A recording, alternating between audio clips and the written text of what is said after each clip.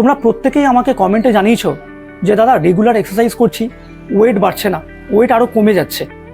তো এক্সারসাইজ করে ওয়েট বাড়ানো বা একটা মিনিমাম ওয়েটে ধরে রাখা, মাসেল গেন করা, এর জন্য দরকার ভালো এক্সারসাইজের সাথে ভালো ফুড।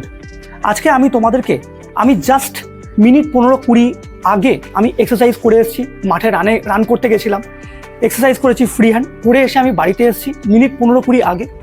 এখন আমি মাঠ থেকে দৌড়ে আসার পরে কি ফুড নিতে হবে, নেসেসারি, এসেন্সিয়াল, এবং দরকার পড়লে 30 দিনই খেতে হবে, সেই ফুড আজকে আমি তোমাদের সাথে শেয়ার করব।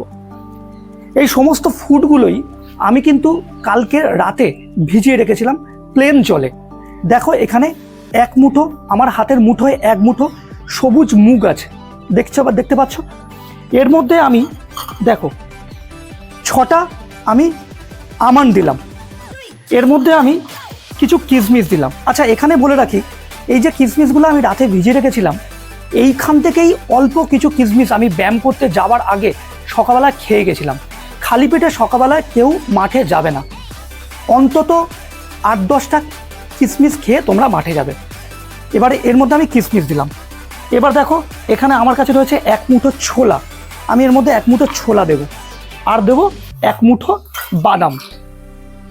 এই যে টোটাল ফুডটা, এই টোটাল ফুডটাকে আমি মাঠ থেকে এসছি মিনিট 15-20 আগে, এই ফুডটাকে এখন আমি কাঁচা খাবো। এইটা রেগুলার আমি খাবো, এটাতে আমার মাসেল গেন হবে এবং এটা গুড সোর্স অফ প্রোটিন। ঠিক আছে, তোমাদেরকে কিন্তু কম বেশি পারলে প্রতিদিনই এই ফুডটা কিন্তু তোমরা খাবে। এটা খুব এফেক্টিভ একটা ফুড, এবং আজকে ব্যায়াম করে এসে কালকে যে মাঠে যাবে তার জন্য তোমরা এনার্জিও পাবে।